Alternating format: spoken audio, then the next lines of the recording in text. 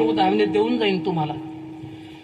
तुकोबाराय सांगतात मला मरायची गरज नाही, आणि शास्त्र सांगतं येथे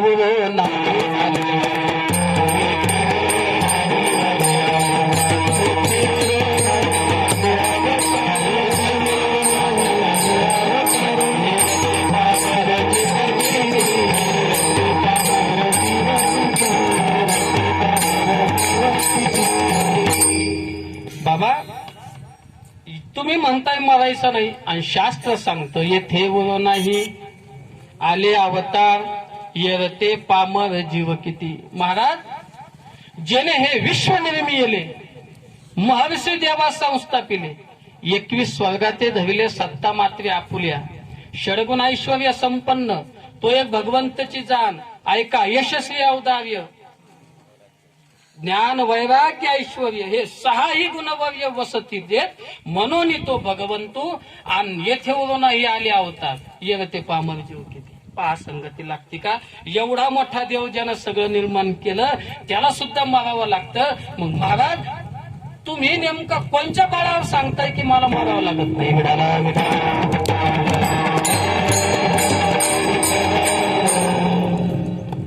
मोठं उदाहरण देऊन जाईन तुम्हाला. महाभारतामध्ये एक सगळ्यात मोठं पात्र आलेलं आहे, त्याचं नाव आहे धृतराष्ट्र. त्या धृतराष्ट्राला 101 मुलं होते बा. 101 100 पोर आणि 1 पोरगी, तिचं नाव दुःशिला होतं. 101 मुलं, मुलगी सोडून द्या, 100 पोर होते. 100 पोर.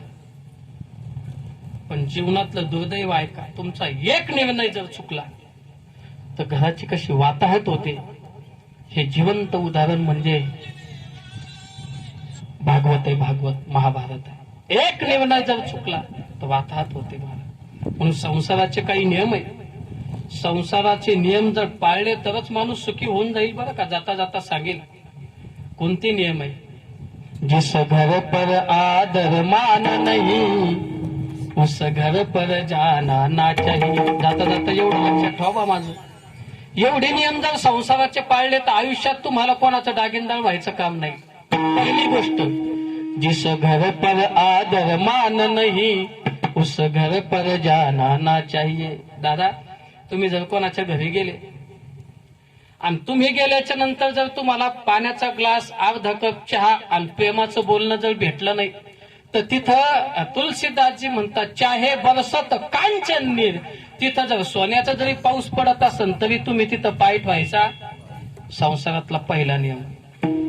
जिस घर पर आदर मान नहीं उस घर पर जाना ना चाहिए. दुसरा नियम सांगून जाईल. चाहे बेटी कितनी हो प्यारी, चाहे बेटी कितनी हो प्यारी उसे घर घर घुमना ना चाहिए. दुसरा नियम, आपली मुलगी कितीतरी सालस असली, कितीही कुलवान असली, कितीतरी सुंदर असली तरी लग्न होण्याच्या अगोदर कुमारी अवस्थेमध्ये तिनं दुसऱ्या घरी जायचं नाही. दुसरा नियम. तिसरा नियम ऐका. चाहे बीवी, बीवी म्हणजे पत्नी, चाहे बीवी कितनी हो प्यारी. सांगू का, करावं दे, सांगतो. तुम्ही घरचे मी घरचा आहे, पांगून पांगून किती पांगणार आहे असं. चाहे बीवी कितनी हो प्यारी उसे भेद बताना ना चाहिए. पत्नी किती कुलवान असली, किती तुमच्या मर्जीतली असली तरी तिला भेद सांगू नका. कोणत्या बँकेचे किती कार्ड आहे, कोणत्या जमिनीच्या सातबाव्यावर किती बोज आहे. तुम्ही का सांगितलं की दुसऱ्या दिवशी सासऱ्याचा फोन आला, पांगोला का जा बाई. त्यात तुमचा दोष आहे असं नाही म्हणलं बरं. महिला मंडळीच्या पोटामध्ये कुठली गोष्ट राहत नाही म्हणून सांगू नये. काही लोक म्हणतील तू विरोधात बोलतो. अजिबात नाही. महाभारताचं युद्ध संपलं, सगळ्यांचं उत्तर कार्य झालं आणि अर्जुन कुंती साहेबांकडे जातो, हात जोडतो. आई, युद्धामध्ये जेवढे मारले गेले आपल्या कुळाचे तेवढ्या सगळ्यांचं उत्तर कार्य झालं. आता मी मुक्त झालो, सांग आता काय करू. त्याला खाली मान घातली आणि खाली मान घालून रडायला सुरुवात केली. अर्जुनानं विचारलं, आई युद्ध झालं म्हणून तुला वाईट वाटतं का. अर्जुनानं ब्रह्मज्ञान ऐकलेलं होतं ना, अर्जुनाने ब्रह्मज्ञान सांगायला सुरुवात केली. अगं मी मारले ते मेले असं नाही, जे देवानं ठरवलं ते झालं. कोणतीनं सांगितलं, अरे तुला तर देवानं ब्रह्मज्ञान सांगितलं, पण ब्रह्मज्ञान देवाला मी सांगितलं, तिनं सांगू मला. मग आई काय वाटते तू? तिनं सांगितलं, बाळा माझ्या जीवनात झालेली सगळ्यात मोठी चूक, आणि ती चूक आज मला भोगावं लागते. काय झालं आई? ऐक, ही गोष्ट एका आईनं एका मुलाला कधीच सांगू नये, पण आज मात्र ती गोष्ट सांगावं लागते. सांग नाही काय झालं. आणि आईनं सांगायला सुरुवात केली, बाबा मला मंत्र दिले 5, आणि त्या 5 मंत्र मी उपासना करत असताना सूर्यानं मला सगळ्यात अगोदर मंत्र दिला, ओम सूर्याय नमः, ओम सूर्याय नमः. आणि लग्नाच्या अगोदर मंत्र दिला. सूर्यानं सांगितलं, बाई ज्या दिवशी तुझं लग्न होईल, ज्या दिवशी तुला वाटेल माझ्यासारखा तेजस्वी मुलगा तुझ्या उदरी याव, त्या दिवशी याचा फक्त 11 वेळेस उच्चार कर, तुला माझ्या गुणानं युक्त मुलगा होईल. आणि देव निघून गेले. तिला वाटलं असं मंत्र नको ते मुळवतात का, आणि म्हणून तिनं प्रयोग करायचा ठरवला. हातामध्ये यमुनेचं पाणी घेतलं आणि मंत्र म्हटला. परिणाम असा झाला, सूर्याच्या तेजाने एक मुलगा जन्माला आला.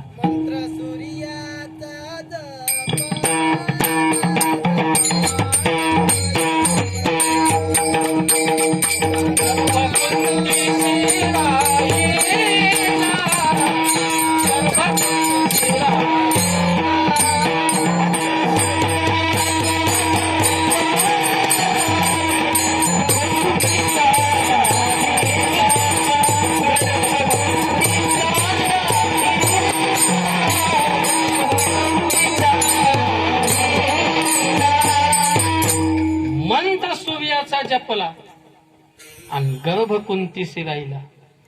आणि घरी कसं जाऊ म्हणून प्रसूत होईपर्यंत वनातच थांबले. मुलगा प्रसूत झाला, सूर्याच्या तेजानं तेजपुंज असा मुलगा झाला, आणि त्याचं नाव कर्ण. आणि काय करावं, घरी न्यावं तर लग्नाच्या अगोदरचा मुलगा म्हणून लोक नाव ठेवतील म्हणून तो एका टोपलीमध्ये, कुशाच्या टोपलीत ठेवला आणि गंगेत प्रवाहित केला. तो पुढे एका सूतपुत्राने धरला वगैरे, मला कथा सांगायची नाही. आणि मग वाढता वाढता सांगितलं, अर्जुना ज्याचा घात करून तुम्ही ज्याच्या मस्तकामध्ये बाण मारला तो दुसरा तिसरा कोण नव्हता, तो भाऊ होता. आणि अर्जुन ढसा ढसा रडायला लागला. आई तरी मला वाटायचं की या पूर्ण रणांगणामध्ये मला रक्तबंबाळ करणारा अजून एकही नाही. मला फक्त माझ्यापेक्षा विद्वान आणि माझ्याच रक्तातला माझ्यापेक्षा तयार माणूस मारू शकतो हे मला माहित होतं. पण ज्या दिवशी कर्ण मला रक्तबंबाळ करायचा, मी मनातल्या मनात विचार करायचा, इतकी ताकद तर कोणातच नाही, मग कर्णात इतकी ताकद कस काय? आज मला कळालं की तो कोण आहे, माझा मोठा भाऊ. ढसा ढसा रडायला लागला. आणि मग तिनं विचारलं, भाऊ आता शोक का करतो? त्यानं सांगितलं, आई पुढे चालून भावाचा घात करणारे भाऊ येणार आहेत, पण या काळात भावाचा घात मी केला, याचं फार मोठं पाप मला लागलं. विठाला विठाला.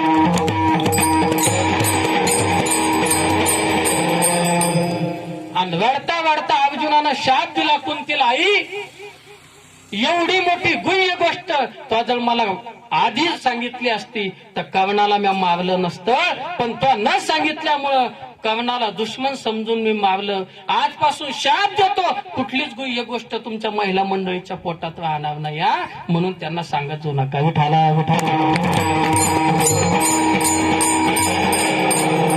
आणि सगळ्यात मोठा चौथा नियम सांगून जाईल, चाहे बेटा कितना हो प्यारा, चाहे बेटा कितना हो प्यारा, उसे सर पर बिठाना ना चाहिए, जिस घर पर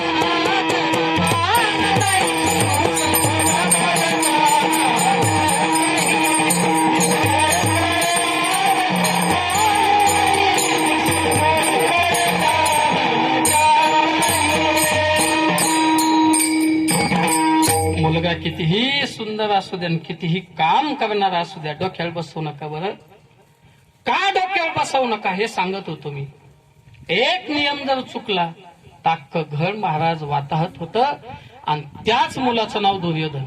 धृतराष्ट्रानं डोक्यावर बसवला. आता कसा बसवला ते तुम्हाला काही सांगायचं काम नाही, तुम्ही रामायण भागवत ऐकणारी माणसं आहे. आपल्या डोळ्यासमोर एखाद्या स्त्रीची विटंबना होत असताना मोठ्यानं पाहू नये, घरातल्या बापानं तरी पाहू नये. पण धृतराष्ट्र गप बसला. धृतराष्ट्र नुसतं म्हटलं असतं, ए दुर्योधना सोड तिचा हात, दुर्योधनानं सोडलं असतं, पण बाप म्हटला नाही. याचा अर्थ बापान पोरग कुठं बसवेल होतं? गादीवर नव्हतं बसवेल, पण डोक्यावर बसवेल होतं. एखाद्याला गादीवर बसवलं चालेल, पण डोक्यावर नका बसवू. ऐका ना तुम्ही, गादीवर बसवा, पण जर डोक्यावर नाही बसवलं तर छत्रपती शिवाजी महाराज घडतील, आणि डोक्यावर बसवलं आणि गादीवर नाही बसवलं तर दुर्योधनासारखे धृतराष्ट्रासारखे घडतील. विठाला विठाला.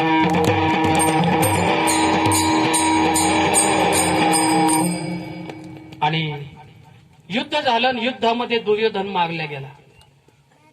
दुर्योधन मारल्या गेला. मी सांगतोय सगळ्याला मारायचं या. आता दुर्योधनाची काय किंमत होती पुढे जाऊन सांगेल. हा दुर्योधन 100 मध्ये सगळ्यात 12 हत्तीचं बळ नुसतं त्याच्या डाव्या हातात होतं. डाव्या हातात 12 हत्तीचं बळ. मग डाव्या हातात जर 12 हत्तीचं बळ म्हटलं तर उजव्या हातात किती असेल तुम्ही पहा. आपण जर इकडून 10 किलो उचललं तर इकडून 30 किलो उचलतो कमीत कमी. एवढा तो बलशाली. अर्जुनाचा बाण लागला आणि मेला. अंत्यविधी रणांगणातच झाली. आणि राग सावडायच्या दिवशी धृतराष्ट्राला सांगितलं नाही, पण आईला तरी राग सावडायला बोलवा म्हणून एक जण गेला. आणि कांतीप्रिया नावाची दासी होती पहा तिची, गांधारीची.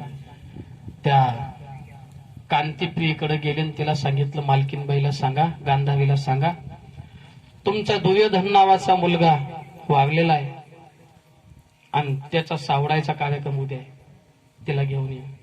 हे शुक सांगत से परीक्षिता, ऐके गांधारीची कथा. दुर्योधन जानतीचा वज्रदेही शोभलासे. तू गेला वज्रदेही माणूस गेला, बाकीच्या याचं काय घेऊन बसले तुम्ही. कांतीप्रियानं सांगितलं, आई साहेब काय झालं बाई, तुमचा ज्येष्ठ मुलगा वागला, दुर्योधनानं उद्या सावडायचा कार्यक्रम आहे. कोणची आई अशी महाराज की तिला सावडायचं म्हणल्यावर आनंद होईल. ढसा ढसा रडायला लागली. पण गेल्याच्या नंतर शास्त्र असं सांगतं बा, गेल्याच्या नंतर जाणाऱ्या माणसासाठी रडू नका. माफी मागून सांगेल. काही लोक म्हणतील तू इतका पक्का काळजाचा आहे, असं नाही. शास्त्र सांगतं आपण जर गेलेल्या माणसाच्या प्रित्यर्थ रडलो तर जेवढे अश्रू आपल्या डोळ्यातून गळतील तेवढ्या यातना त्याला नरकात भोगावं लागतील. इथं गरुड पुराण वाचणारे सगळे मोठे मोठे माणसं बसलेले, सगळ्यांना माहिती, मी जास्त सांगणार नाही. म्हणून जात असताना माणसानं रडू नये. साधं उदाहरण घ्या ना तुम्ही. पोरगी जर वाटी लावायला निघली, सगळं घर जर घरी खाली बसून रडायला लागलं, पोरगीला नांदायला जाऊ वाटन का? हा नाही. 2 जणांनी रडावं, 4 जणांनी सांगावं बाई जा सुखाचा संसार कर, तेव्हा ती बाई नांदायला जाते. चला, रडलं नाही पाहिजे. गांधारीनं अश्रू पुसले आणि दुसऱ्या दिवशी राग सावडायला गेली. तिसऱ्या दिवशी राग सावडायला बसली. सगळेजण राग सावडून गेले, पण ती जवळ आली नाही. सगळ्यात शेवट तिच्या हाताला धरलं, राग सावडायला नेलं. खाली बसली आणि जी रक्षा होती ती रक्षेचा असा भूगोल केला आणि रडायला सुरुवात केली. रडता रडता आई होती महाराज ती आपल्या पोटचा गेल्याच्या नंतर काय त्रास होतो हे फक्त आईलाच माहिती. म्हणून मला असं वाटतं माऊली ज्ञानोबा जगद्गुरु तुकोबा आईचं वर्णन करत असताना फार सुंदर आईचं वर्णन करतात. आईसी कळवळ्याची जाती कधी लाभावी न प्रीती, पोटी भार वाहे त्याचे सर्वस्वही साहे. जीवनामध्ये माय अशी असते बाबा, जी गेल्याच्या नंतर निश्चित माणसाला त्या आईला दुःख होत असतं. जाताना सांगून जाईल बा, जीवनामध्ये आपण देव पाहिला का नाही पाहिला, मी याच्यावर भांडत नाही कधीच. कोणी म्हणत असेल महाराज देव नाहीये, कोणी म्हणत असेल देव आहे. माझं म्हणणं ज्याला माहिती आहे त्याला सांगायची गरज नाही बा. ज्याला माहिती आहे देव नाहीचे त्याच्या पुढे किती डोकं फोडलं म्हणजे तो देव मान्य करण बाबा, कधीच मान्य नाही करणार. म्हणून या फंद्यात माणसानं पडायचंच नाही. मी नाही सांगत, नाथ महाराज सांगतात, क्रोधी अविश्वासी त्याशी बोध कैसा आणि व्यर्थ आपली वाच्यासी नोंद आहे. म्हणून देव आहे का नाही या गोष्टीला मी निव्वळ भांडणार नाही, पण जाता जाता सांगून जाईल. आपल्या घरात जे 2 आई बाप आहेत ना ते देव माना ना. आणि काय देवापेक्षा कमी केलं हो त्यांनी सांगा ना. कर्ज काढून घर बांधलं असं कोणासाठी बांधलं? म्हातारपणात त्याला एसीच्या रूम मध्ये बसायचं होतं म्हणून घर बांधलं का? कर्ज काढून गुंठ्याला गुंठा लावून ठेवला असं बापानं सांगा त्याला उत्तर काळात विकून मजा मारायची होती म्हणून घेतलं का? अहो जर एखाद्यानं जर कुच्चरपणा केला बाण फोडला असन तर धोतर खोसून बाप आडवा झाला, सांगा त्याला मरायची भीती नव्हती का? मरायची भीती होती, पण माझ्या पोराचं एका हिताचं नुकसान हो राहिलं याच्यासाठी जो बांधाव घासला ना बाबा त्याला बाप म्हणतात. विडाला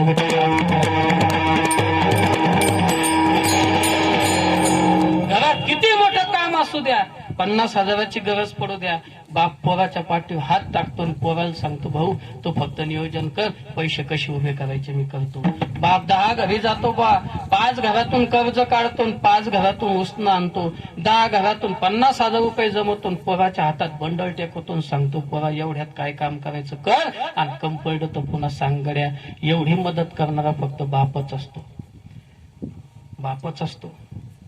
आई आणि बाप या 2 गोष्टी फार वेगळ्या सांगेल मी जाता जाता. चल, आई रडता रडता त्या डोळ्यातले थेंब त्या रक्षेत पडले, त्याचा चिखल केला आणि त्या चिखलाचा एक पुतळा बनवला. आजही बनवला जातो तो, आजही बनवला जातो. 5 प्रकारची पिंड पाडावं लागतात माणूस गेल्याच्या नंतर. एक माणूस ज्या ठिकाणी होता तिथं, ज्या ठिकाणी ठेवलं जातं तिथं, तिथून आंघोळ घातल्या जाते तिथं, पुन्हा 20व्याच्या ठिकाणी एकदा, आणि अंत्यविधी ज्या ठिकाणी होणार आहे तिथं 5 पिंड पाडल्या जातात. फार मोठा अभ्यास आहे, सांगत बसणार नाही. 5 पिंड पाडल्या जातात आणि तो 5वा पिंड तिथं पाडला तिनं, आणि 5वा पिंड पाडला आणि ढसा ढसा गड्याला सुरुवात केली. लक्षात आलं आपण ठरवलं तर मुलगा जिवंत होऊ शकतो. आणि तिनं आवाज दिला, कांतीप्रिये, द्वारकेतलं आहे का इथं? द्वारकेतलं कोण? आत्या होते ना तिची ती. आणि असंही विरोधकाकडे मौत असले लग्न असलं की जाऊ माणसं, विरोधक बी असले तरी त्याचं सांगतो मी. आपल्याला काय घेणं कोणाचं म्हणा, त्याचं सांगतो मी. नारायणभाऊ हसले काहून तुम्ही? काही वाटलं तर जाऊ दे. विरोधक असलं तरी जाऊन श्रीकृष्ण गेलेले होते तिथं आणि श्रीकृष्णाला आवाज दिला, समोर आले, हात जोडले, आत्या सांगा ना काय करू? काही नाही कृष्णा, राजकारण केलं तो, मला तुझं सगळं थेरं माहित आहे. तो राजकारण केलं म्हणूनच माझे 100 मेले आणि 5 पैकी एकाच्याही केसाला धक्का लागला नाही मला माहित आहे. तो राजकारण केलं. मी जर ठरवलं तर तुला शाप देऊ शकते आणि तू असं समजू नको मी पतिव्रत आहे. मी जर एकदा शाप दिला तर मग तो देव जरी असला तरी जळून भस्म होईल. पतिव्रतेची ताकद आहे बा, पतिव्रतेची ताकद आहे. तू का म्हणे पतिव्रता आणि तिची देवावरी सत्ता. विनोद सांगत बसत नाही मी, टाइम झाला. तुला शाप द्याला तर ती राख होऊ शकते. आई मी राजकारण केलं असं पण धर्मासाठी केलं, आणि धर्मासाठी केलेलं राजकारण हे राजकारण होत नसतं, ते समाजकारणच असतं. पण तिथं ज्ञान सांगावं नाही लागत बुवा. अंत्यविधीच्या ठिकाणी तिथं असं असतं, काय टाकतो? राखेल टाकतो का? टाक, ताण घेऊ नको. आणि मग बोलवलं आणि सांगितलं, कृष्ण आहे पाय, तुला मी काहीच म्हणत नाही, पण माझी एक विनंती मान्य कर. काय? एवढा पुतळा मी बनवला राखेचा, एक संजीवनी मंत्र म्हण आणि एवढं दुर्योधन फक्त माझं जिवंत कर. कोण सांगतंय? जगाच्या मालकाची आत्या सांगते की एवढा पोरगा जिवंत कर.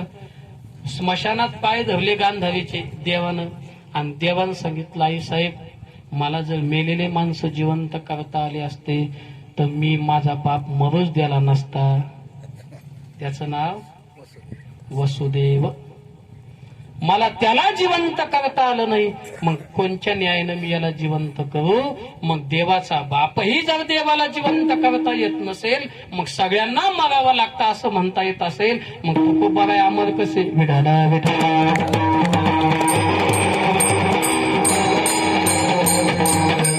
बघ, गैरसमज व्हायला जगद्गुरु तुकोबा काय आपल्यासारखे नुसते माळी घालून आणि धोसरा घालून महाराज थोडे व्हायले. एकाल मी कीर्तनात सांगितलं आहे का, प्रत्येकाला मरावं लागणार आहे, सगळ्यांना मारावं लागणार आहे. एवढंच काय, या गावातला प्रत्येक जण मारणार आहे. उत्तर काव्यात कीर्तन होतं, एक जण उठलं 70-80 वर्षात, बाबा हसायला लागली. म्हणलं बाबा मारणारे म्हणून तुम्हाला काही झटका घेत का? ते म्हणे अजिबात नाही. म्हणलं मग हसो काऊन राहिले? म्हणले मी इथला थोडी मिचीच खेळायचा आहे. नाही लक्षात येत? गावातल्याला मारावं लागणार आहे असं जर म्हणत असाल तर मग चीज खेड्यावाल्याला मारायचं नाही, असा संबंध होत असतो. पण जगद्गुरु तुकोबावे तितके भोळे नाही, तुका म्हणे भोळा जिंकू जाणे कळी काळा. मग महाराज मला हेही मान्य आहे की इथला जिवंत राहतो तिथला मरतो असंही नाही. मग तुम्ही अमर कसे आणि बाकीचे मरणारे कसे, एवढा उलगडा करा बा फक्त विडाला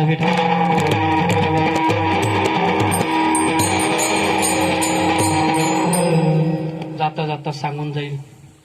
माणसाचं मरण अटळ आहे बा, बाकी काही नसलं तरी चालेल. एखाद्याला बाकीचे कामं मागे पुढे होतात तारखेच्या, पण मरण मागे पुढे होत नाही, अजिबात नाही. तुम्ही किती चोरण्याचा प्रयत्न करा. एक मोठं उदाहरण देऊन सांगेल.